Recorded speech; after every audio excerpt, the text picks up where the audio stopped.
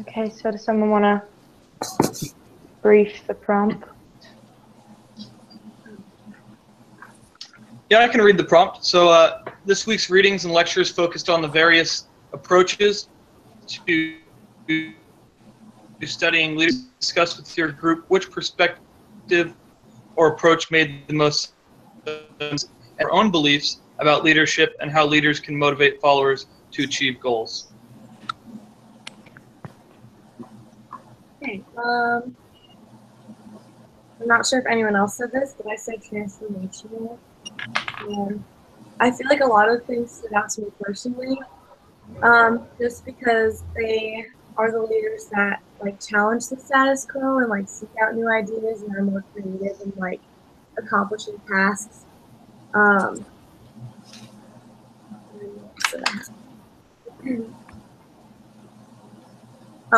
So basically they like transmit their ideas through images, metaphors, and models. So like there's all different ways like that they come across. I don't know, I feel like I'm a creative person, so that's like what really stood out to me, and I always try, like I learn best when leaders give like a bunch of different examples, so I feel like as a leader that's how I am to other people, just because that's how I learn best.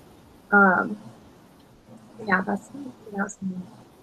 Yeah, I said that too because this is when I studied a lot last semester in my class, and we like followed a leader. So we had picked my dad as our leader because he was a retired police captain, and this is the one that stood out the most, that seemed most like him, because he says when he was like leading his units, he would not want to like just tell them what to do. He'd want to transform them into leaders themselves.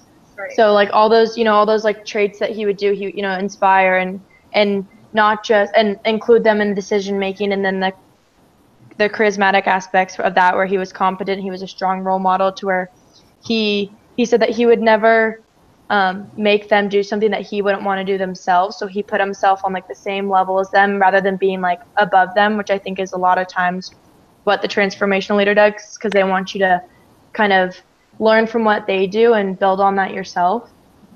So that one I took to a lot. I've always found that one to be, if I were a leader, how I would want to be. Right. I never want to be like, the bossy and controlling type like some of the other ones.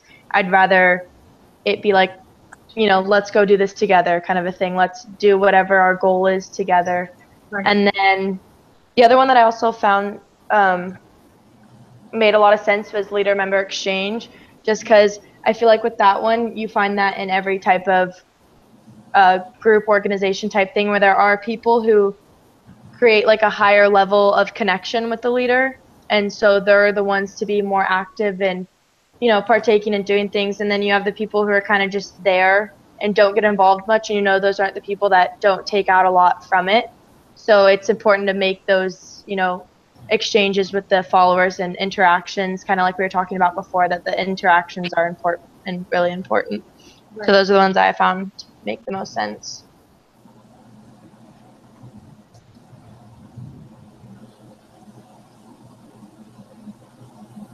Did anyone else put one of those? Yeah, so I really I like the situational approach to leadership. I think it's like important to, as a leader, to put yourself in your follower's shoes, because you were most likely once like where they were, or somewhere similar. It's not like you were born knowing what you know and how to lead. So to have that like humility, I think it's really important, Yeah. And to have like willing followers, the people that actually are willing to follow you, that want to, that desire to. Right. Instead of it being like a forceful type of thing, they're gonna get less out of it, So yeah, it's the one that stood out to me. Yeah, I feel the same way. I think the situational approach is the best approach. I feel like employees are they feel trustworthy enough to do their own decisions. They're not scared. It gives them like motivation to work harder and achieve more goals. And I've worked in my sister's company, which she's also like that, and she would do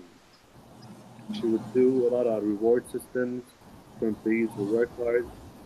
so that they actually compete against each other to work harder and do better results. So they feel like they're important to the company, which is very good, I think. Yeah. So I agree. I think situational, leadership is important. I think all four of those from chapter 3 all kind of have pieces that kind of piece together to make like a strong leader. I don't think any of them like independently really has the full picture. For example, I think functional leadership is important because any one of those on their own, I don't think will make a great leader, because I don't think you can be seen as a leader if you can't communicate as a leader and act as a leader. Yeah. The traits. I was just gonna say, like, do you think that it depends on like the type of leader, or just like Having trouble hearing you. Yeah, I am too. I just said, can you guys hear me? Yeah. Okay.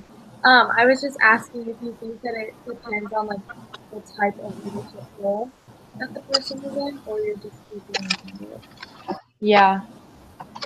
Yeah, I definitely think that's where I think what Tyler said, not one of them makes the perfect idea. It's all of them together, which at the end of my class last year, after going through all these approaches so in depth, it was there's no one perfect, there's no one perfect guide. It's all of them kind of put together depending on that situation. So it becomes situational because in that moment in time, it depends on the followers, it depends on the organization, it depends on whatever the goal is. So I feel like, yeah, they're kind of all, have a little something that's good, a little something that works. Yeah, piece together. Yeah, balance is key. So.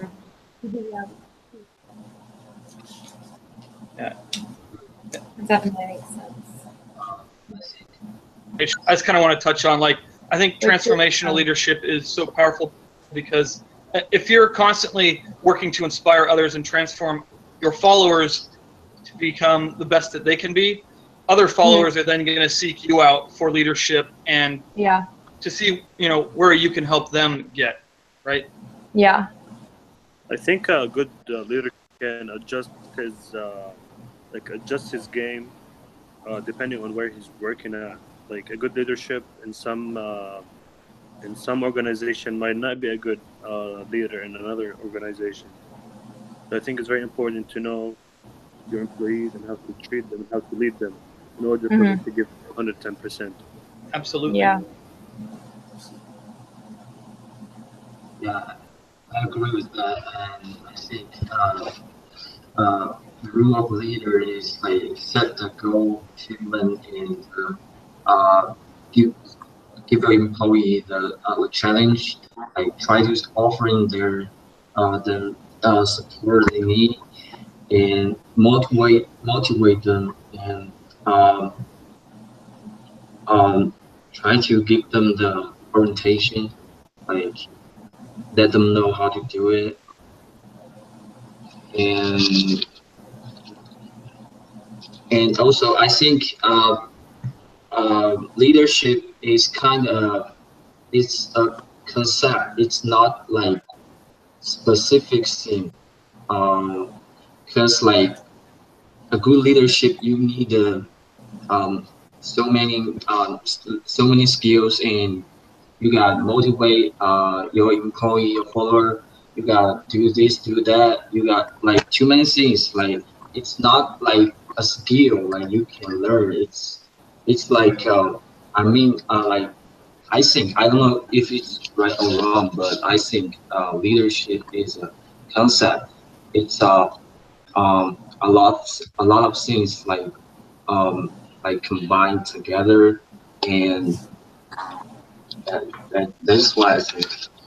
All right. Yeah, I see that. I see where you're saying, like, it's not, what was I going to say?